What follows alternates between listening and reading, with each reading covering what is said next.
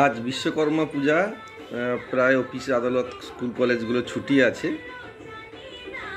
বিকালবেলা বৈকালিক আড্ডা, একা নিজের সঙ্গে নিজে আড্ডা দিচ্ছি। কয়েকটি কবিতা, কয়েকজনের কবিতা আমি পড়ব। কিছু নয়, ভালো লাগা কবিদের কিছু ভালো কবিতা আমি প্রথম পড়ব। এই সময়ের একজন খ্যাতনামা বর্ষিয়ান কবি, সকলেই জানেন যারা কবি সম্মেলন পত্রিকা, কবিদের প্রিয় পত্রিকা কবি সম্মেলন, তার সঙ্গে যুক্ত গৌরশঙ্কর বন্দ্যোপাধ্যায়, তারই কবিতা পড়ব। একটা বৃক্ষের কথা আমার মনে আছে। কবিতাটার নাম বলি, কবিতাটির নাম হচ্ছে একটা ভালোবাসার জন্য। একটা বৃক্ষের কথা আমার মনে আছে, তার নিচে দাঁড়ালে ছায়ার সহাস্য সুভাস্য মুখ আমি দেখতে পেতাম। একটা ভালোবাসার কথা আমার মনে আছে, তাকে অনেক দিন গোপন রেখেছি। এখন ফিরে যাওয়ার জন্য উদ্গ্রীব হই। একটা ভ্রমণের কথা আমার বেশ মনে আছে, স্মৃতির ভেতর থেকে মাঝে মাঝে উঁকি দেয়। তারপর একা পা ফেলতে ফেলতে আমি বাগানে। একটা অভিমানের জন্য দুপাশের চলছল হাওয়া বন্ধ হয়ে গিয়েছিল। এখন মনে হয় এত বড় রানওয়ে একা পেরোতে পারবো। কবি গৌরশঙ্কর বন্দ্যোপাধ্যায়ের কবিতাটি পড়লাম। এবার পড়ব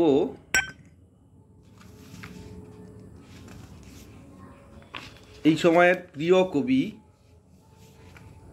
আপনারা সকলেই চেনেন, কবি অংশুমান কর। কবিতার নাম হাওয়া। হাওয়ার ভেতর থেকে কত মানুষ কত কিছু খুঁজে নেয়।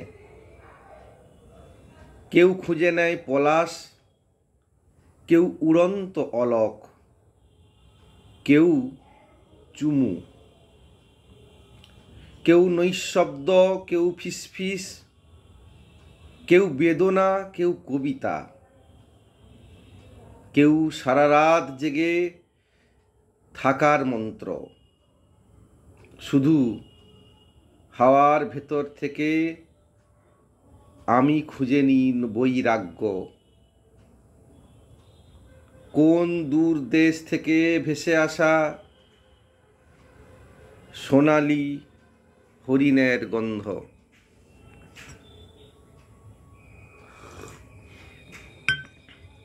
অসাধারণ সব কবিতাগুলো পড়ছি আপনাদের সামনে।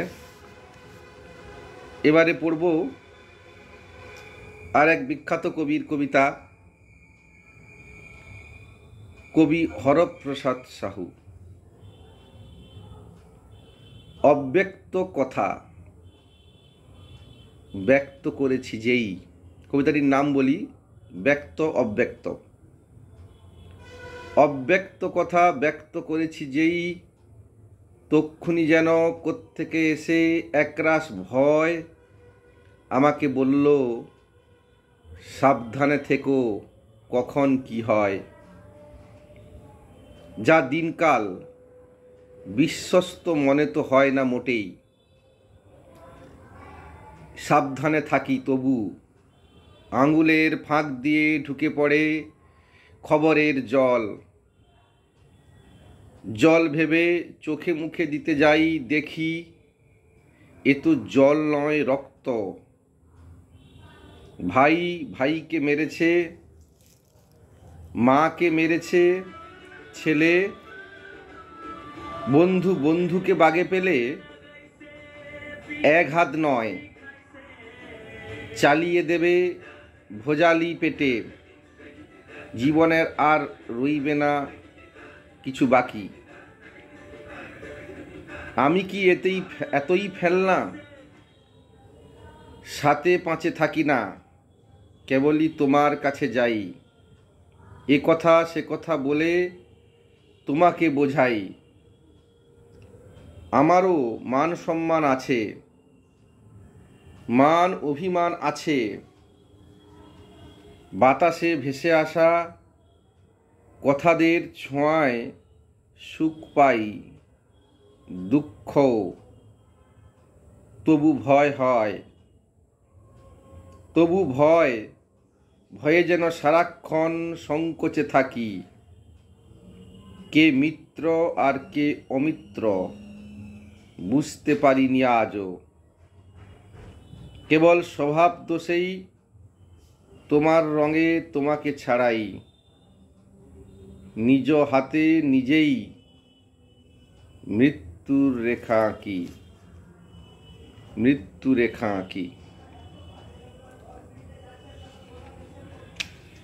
পরের কবিতা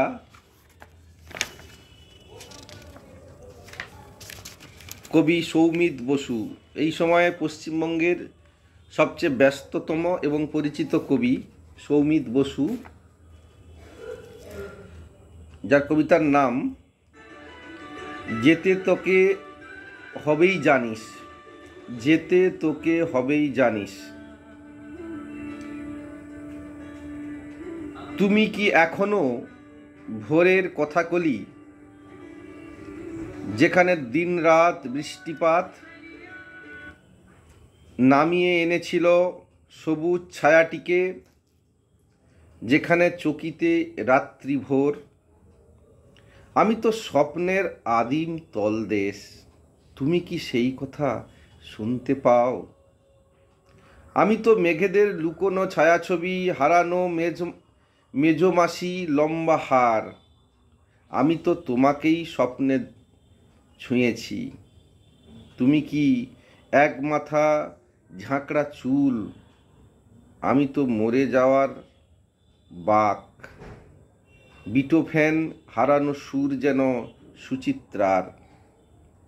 তুমি তো উন্মাদ, আমি কি কম খেপা, জড়িয়ে ধরি গাছ।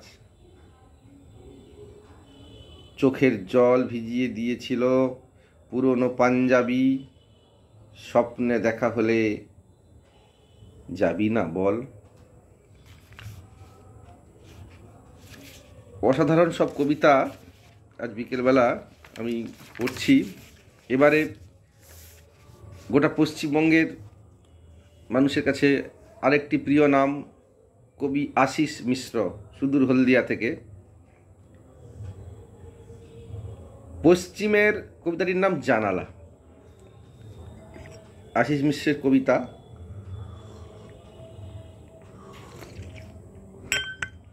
কবিতাটির নাম জানালা।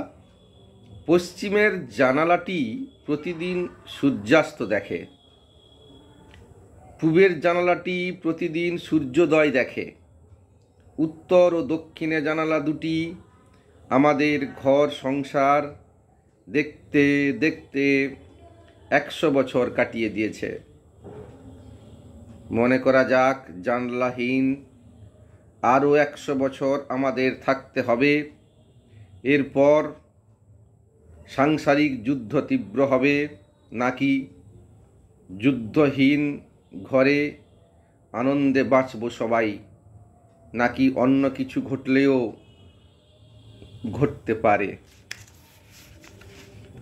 আর একটি কবিতা পড়া যায় কিনা দেখছি, আর একটি কবিতা পড়ব। আরেকজন প্রিয় কবি কবি তৈমুর খান। মৃত সাপ। মৃত সাপ গার্হস্থ্য বিষাদে ডুবে আছে, সে আর জানে না তোমার বাঁশির সুরে, সে আর জাগে না তোমার বাঁশির সুরে। আয়নার নকশার নিচে হলুদ গোলাপ ফুটেছে, গোলাপি ঠোঁটের নৌকো আজ আর ডাকে না কাছে। কত দূরে উড়ে গেল স্বপ্নের পাখি, ধনুস্বরে অন্ধকার ব্যর্থ শিকারী। ভেজা আকাশের কোলে নির্ঝর বাহনে স্মৃতিগুলি চলে যায় গুঁড়ো অভিমানে। এক টুকরো প্রত্ন চাঁদ নিশি কলোনিতে ফিকে জ্যোৎস্নার পসরা নিয়ে অপেক্ষায় আছে। যৌবন কোথায় গেল? এ ঘর ও ঘর ফাঁকা, কোথাও দেখি না আর উত্তেজনাকে। কবিদের নমস্কার, যারা দেখছেন দেখবেন সকলকেই আমার বিশ্বকর্মার শুভেচ্ছা। আজকে বিশ্বকর্মা পুজো, সকলের দিন শুভ হোক, সকলে ভালো থাকুন। নমস্কার, ধন্যবাদ জানাই।